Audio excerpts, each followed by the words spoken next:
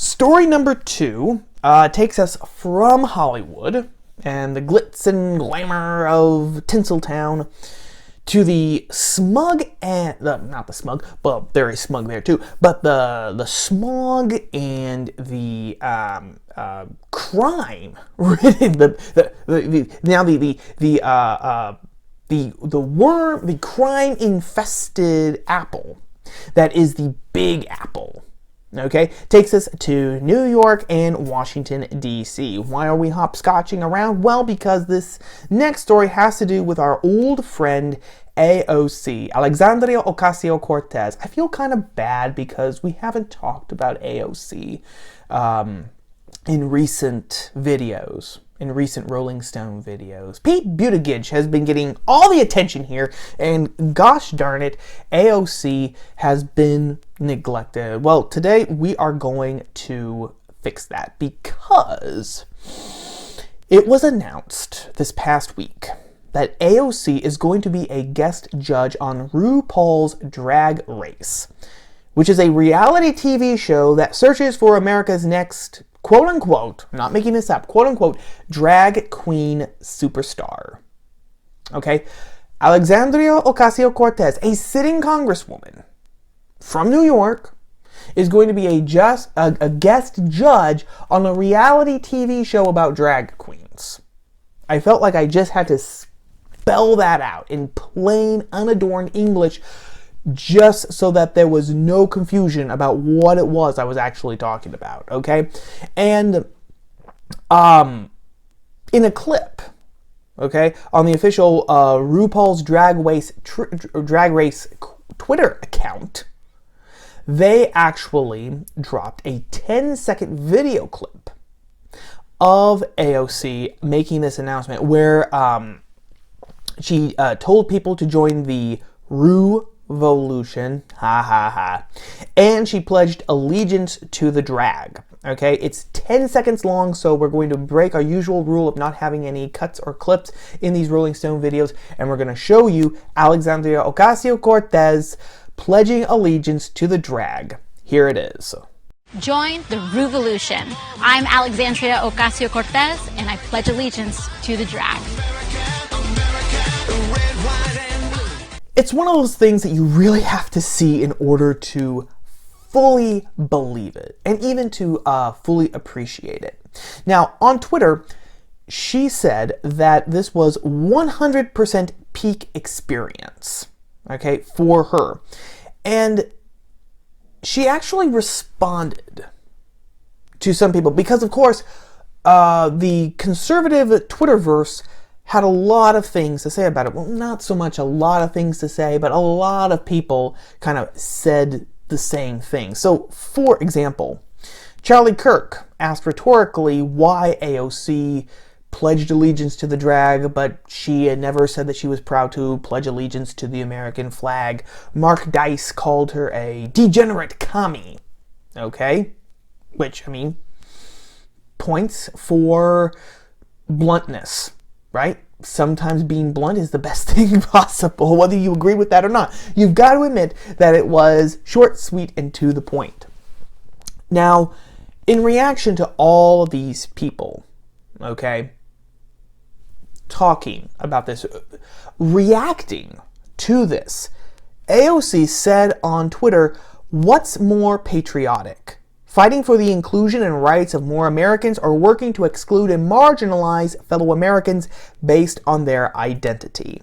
Okay, so in response to people's reaction on Twitter about her being a guest judge for a drag queen reality TV show, she is painting this as actually an act of patriotism, because she's fighting for her fellow Americans and for their rights. She is fighting for her fellow Americans' rights and working to include marginalized Americans. Now, as per usual here on The Stone, there are a couple of things.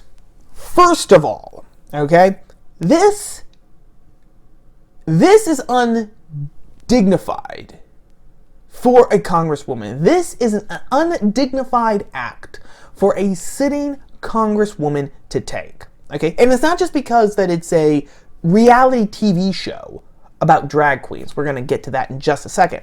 Okay, but because it's below the dignity of the Congress to have one of its members being the judge of any sort of reality TV show whatsoever. Okay? Here's the thing. Alexandria Ocasio-Cortez is immensely privileged.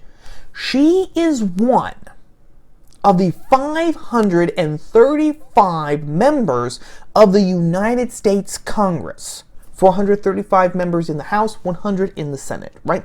She is a member of one of the most exclusive organizations and organisms in the world today. Immensely privileged. And with that privilege comes an incredible load of responsibility of actually governing the country. Remember, gang, as the Constitution was written and as it was originally intended by the framers, it's Congress which was supposed to be the strongest body in the federal government. It was supposed to be the strongest branch.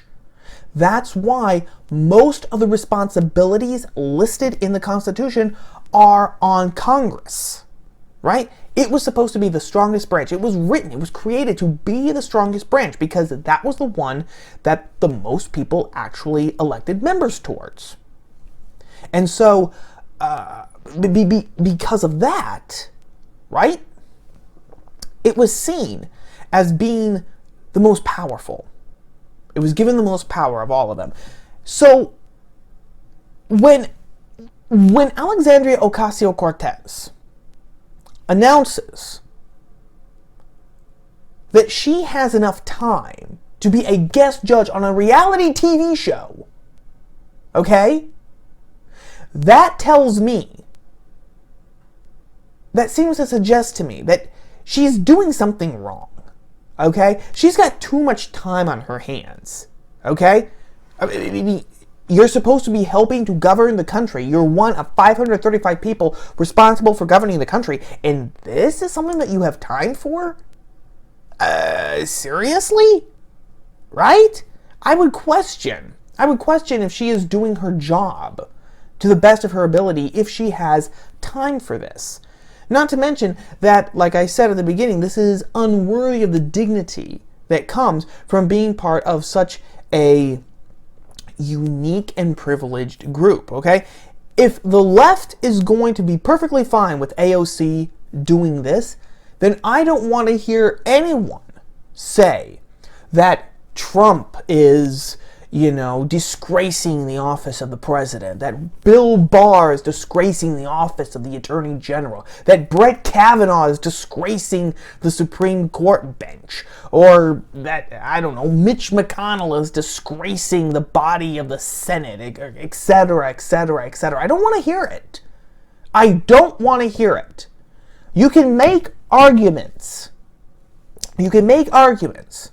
That some of these men or all of these men are disgracing their office, that they are polluting their office, that they are shaming their office, that they are staining their office. But if you make that argument, you can't turn right around and applaud AOC for doing this, okay? Or just treat it like it's nothing, like it's no big deal. That's the first thing. The second thing, okay, it's a further convergence of politics and entertainment. And it's really now, this convergence is now really being powered by the hunger for fame that is built on social media. Okay? Because of social media, anyone now can literally become famous. You make a YouTube video and it goes viral, and 36 hours after you drop it, it gets 20 million views. You're instantly famous. You make TikTok videos. That video that we watched in the regular Nate on the Stone video this past week about the girl who did the TikTok video about getting an abortion. I mean, that's all that it was. I mean, TikTok is all for people getting attention. It's very easy now to get attention, whereas before you had to go into a profession, you had to explore something, you had to go to Hollywood and actually get a break, you know. To quote one of my favorite quotes from Benjamin Franklin, in the past, to become famous, you either had to write something worth reading or you had to do something that was worth writing about. Today, all you have to do, okay, is basically point a camera in front of you and do something. And then if people decide that they like it, bingo, instant success. Okay? Now, that's why social media has made it infinitely more easy for people to become famous. Okay? And because politics isn't exactly the most exciting job in the world. I know that we have romantic visions of it and everything, but honestly, from what I have read, from what I have seen, from what I have been told, anywhere between 80 and 95% of it is incredibly boring. Or it should be incredibly boring. It has to be. You just read some of these bills, and instantly you start reading the first page, and instantly you want to go to sleep. Better than the old-fashioned sleeping pills, as Charlie McCarthy would say. Okay? And we've actually seen this for years, because this problem, this convergence of politics and entertainment, it goes beyond social media, far beyond social media. I mean, for years, politicians have schmoozed up to entertainers, and entertainers have schmoozed up to celebrities. Just for one example, look at the 8 years of the Obama administration. Actors and actresses and entertainers, it seems like we're always being introduced or being invited to the White House. And it's because of this mutual jealousy.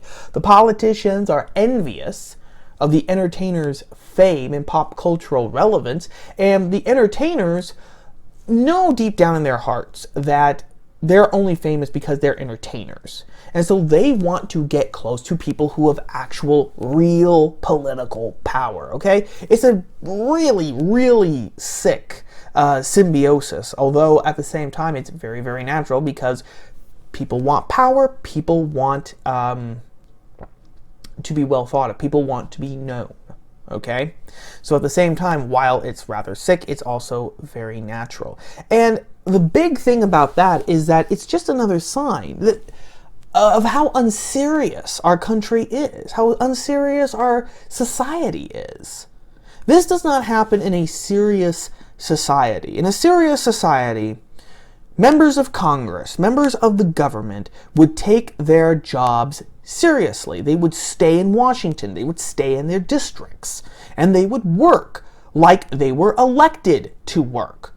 The people of Alexandria Ocasio-Cortez's district voted her into office to work on their behalf. They didn't vote for her to go on a reality TV show as a guest judge, right? We're almost getting into the Bill Dozier Batman territory. This week, special guest judge will be Congressman Bill Smithers. And Vincent Price is going to reprise his role as Egghead because he turned out to be really popular with people.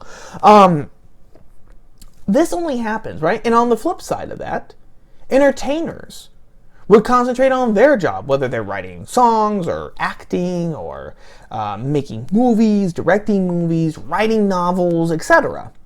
They would be concentrating on that. So the fact that there is this convergence and the fact that it's just getting worse and worse just speaks volumes about how unserious our country is. That we don't really want statesmen anymore. We don't even really want politicians anymore. We want celebrities. We want to elect celebrities because all of a sudden we like celebrities and we think that everyone else likes celebrities, and because celebrities are so gosh darn cool and everything, that if we elect them to office, then my gosh, our country is going to be so cool because these cool people are in office. And that's not how that works. Third thing, AOC isn't fighting for anything, okay? She isn't fighting for anything. She's sitting as a guest judge on a damn reality TV show, which that's a misnomer right away because it's not even reality. There is nothing more unrealistic than reality TV, Okay? And it's even worse than regular TV, because at least with regular TV, you know that it's fiction. You know that it's just a story. With reality TV, it's not reality, but they try to make you think that it's reality. That's why it's one of the most unrealistic things, and it's worse than even regular television. She's not fighting for anything. She's not fighting. People aren't going to be getting what these nebulous rights. People aren't going to be coming out of the shadows or anything because AOC is guest judging a reality TV show. RuPaul's Drag Race has been going on now for 9 years. This show was going on way before Alexandria-Cortez even dreamed of running for Congress. It was going on probably when she was finishing up college and was bartending. It was going on, and they were getting along fine without her. Okay? That is just pure out and out egoism. It is egocentric to the max. That's the third thing. Fourth thing. Okay? Drag is based on a lie. This is where we're going to get into this. Drag is based on a lie. And it is also based on the appropriation of womanhood. Right? Drag reduces women to a list of stereotypes and says that if anyone follows these stereotypes, they can become women. They can portray themselves as women. And this comparison has been made before, and I will make it again. You would think that in a society which condemns blackface, as it should, would also condemn this fake womanliness. You would think that that same society would pass judgment on both of them at the same time, but it doesn't. Okay? And these two lies, this lie of drag, AOC is giving her full consent to it, which is not only sexist and unfeministic of her, but it also raises this bigger question. How can we actually trust her on anything? And that might be a rhetorical question because, we know that she has socialist leanings, and we know that she's an ideologue, which already kind of puts a blanket, a fog of suspicion over her positions and what she says. But think about it like this. If she is willing to swallow the lie of drag, right? The lie of drag, that womanhood is only this list of stereotypes. If that's what she's willing to swallow, then what else is she going to be willing to swallow? And because she is a sitting Congresswoman, because she does have some of that real political power that I was talking about just a moment ago, what then? What lies is she going to be willing to force on the rest of us? Okay? What else is she going to talk about? Remember, again, right, here's this point too. Alexandria Ocasio-Cortez, like every member of Congress, swore to uphold the Constitution. The Constitution is based on a foundation which says that there are objective, transcendent, metaphysical truths in the world. That's the only way that you can actually have a government of laws and therefore a free society. Now, if Alexandria Ocasio-Cortez believes in the lie that womanhood is just a set of stereotypes, then does that must mean that the truths, the metaphysical truths that underlie the Constitution, she rejects, or at best, she is ignorant of them, which means that she cannot be trusted to actually uphold her oath of office. And what that means is that, we already knew this, but what that reinforces is that she is actually a danger to society. Okay? Now, I know that she's only 1/535th part of the Congress and of the governing body of these United States, but she still has that real political power, and she has a massive social presence, which makes her that much more dangerous and a worthy opponent, as a matter of fact. Let's not forget that. It makes her a worthy opponent for the right, something that the right cannot simply laugh off or ridicule away into a corner. See again her reaction on Twitter, the way that she bathed herself in this narrative of patriotism, thus, in a sense, nullifying for her followers everything that the right had to say about her. Okay? And again, that's going to have to be one of the challenges of the right, to break through that cocoon, to actually open people's eyes to what's being done right in front of them, both in respect to drag, but also in respect to how AOC was actually playing this, how she was able to use these magic words of patriotism and rights to completely shield her from criticism. Okay? I've said it before and I'll say it again. She's a worthy opponent and someone that the right needs to take seriously. But that is story number 2.